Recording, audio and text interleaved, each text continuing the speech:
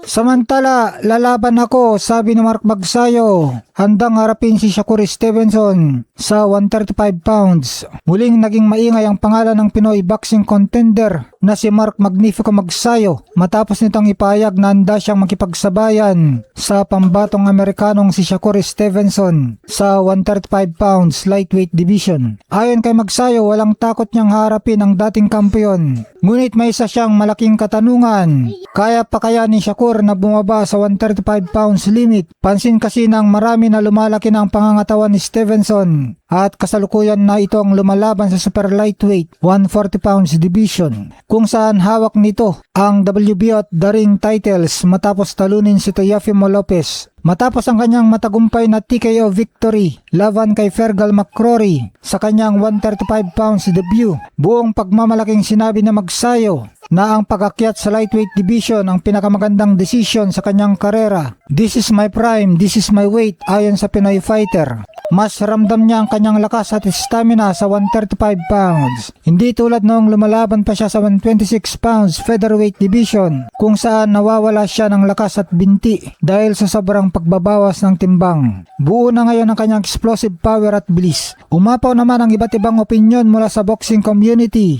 May ilang tagahanga na tiwalang kayang magawa ng upset si Magsayo kung may pasok niya ang kanyang malalakas na patama, estilong Marcos Maidana laban kay Adrian Broner. May mga nagsasabi namang masyadong mataas ang boxing IQ at defensive style ni Shakur para basta-basta ma-knockout ni Magsayo. Bago pangarapin ang bakbakan kay Stevenson, nakatakda munang ibuhos ni Magsayo ang kanyang buong lakas sa kanyang susunod na nalalapit na laban. Kakalabanin niya si Andres Cortes sa Setyembre 12, 2026 sa T-Mobile Arena, Las Vegas, USA. Tiyak na magiging matindi ang patunayang ito para kay Magsayo. Sa tingin niyo mga Lodi, handa na ba ang mas malakas na Magsayo para sa mga elite fighters ng lightweight division? Samantala, lalaban ako, sabi ni Mark Magsayo. Handang harapin si Shakur Stevenson sa 135 pounds. Muling naging maingay ang pangalan ng Pinoy boxing contender na si Mark Magnifico Magsayo matapos nitong ipahayag na handa siyang makipagsabayan sa pambatong Amerikanong si Shakur Stevenson sa 135 pounds lightweight division. Ayon kay Magsayo, walang takot niyang harapin ang dating kampeon. Ngunit may isa siyang malaking katanungan. Kaya pa kaya ni Shakur na bumaba sa 135 pounds limit? Pansin kasi ng marami na lumalaki na ang pangangatawan ni Stevenson at kasalukuyan na ito ang lumalaban sa super lightweight 140 pounds division kung saan hawak nito ang WBO at the ring titles matapos talunin si Teofimo Lopez. Matapos ang kanyang matagumpay na TKO victory laban kay Fergal McCrory sa kanyang 135 pounds debut,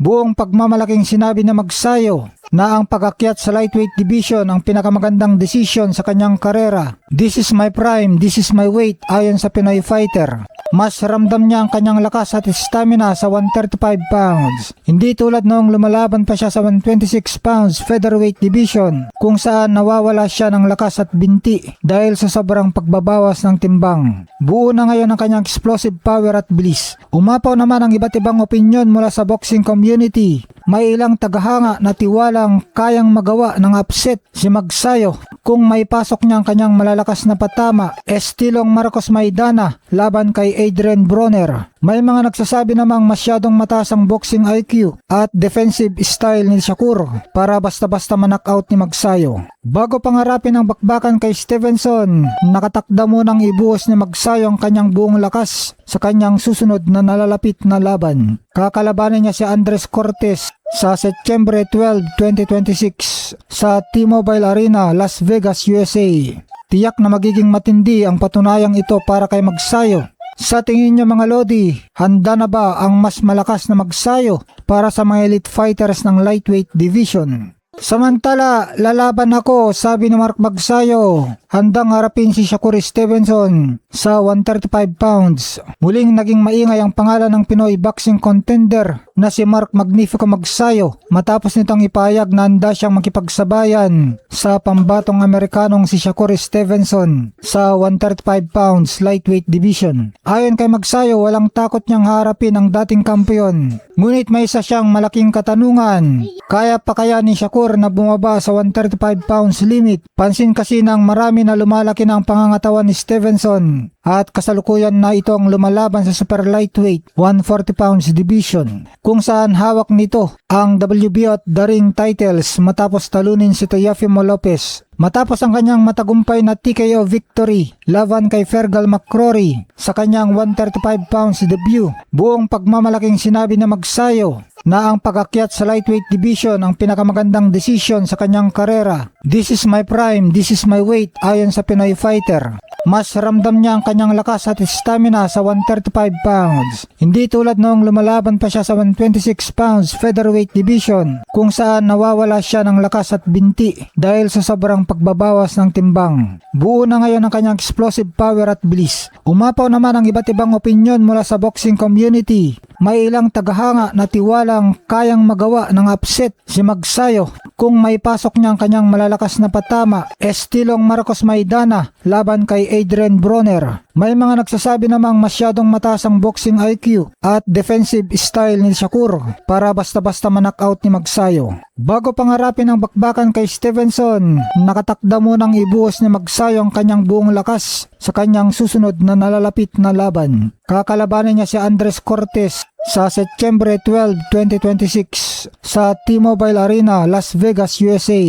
Tiyak na magiging matindi ang patunayang ito para kay Magsayo. Sa tingin niyo mga Lodi, handa na ba ang mas malakas na Magsayo para sa mga elite fighters ng lightweight division? Samantala, lalaban ako, sabi ni Mark Magsayo. Handang harapin si Shakur Stevenson sa 135 pounds. Muling naging maingay ang pangalan ng Pinoy boxing contender na si Mark Magnifico Magsayo matapos nitong ipahayag na handa siyang makipagsabayan sa pambatong Amerikanong si Shakur Stevenson sa 135 pounds lightweight division. Ayon kay Magsayo, walang takot niyang harapin ang dating kampeon. Ngunit may isa siyang malaking katanungan. Kaya pa kaya ni Shakur na bumaba sa 135 pounds limit? Pansin kasi ng marami na lumalaki na ang pangangatawan ni Stevenson at kasalukuyan na ito ang lumalaban sa super lightweight 140 pounds division kung saan hawak nito ang WBO at the ring titles matapos talunin si Teofimo Lopez. Matapos ang kanyang matagumpay na TKO victory laban kay Fergal McCrory sa kanyang 135 pounds debut,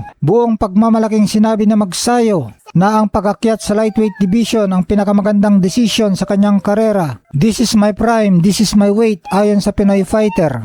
Mas ramdam niya ang kanyang lakas at stamina sa 135 pounds. Hindi tulad noong lumalaban pa siya sa 126 pounds featherweight division kung saan nawawala siya ng lakas at binti dahil sa sobrang pagbabawas ng timbang. Buo na ngayon ang kanyang explosive power at bilis. Umapaw naman ang iba't ibang opinyon mula sa boxing community. May ilang tagahanga na tiwalang kayang magawa ng upset si Magsayo kung may pasok niya ang kanyang malalakas na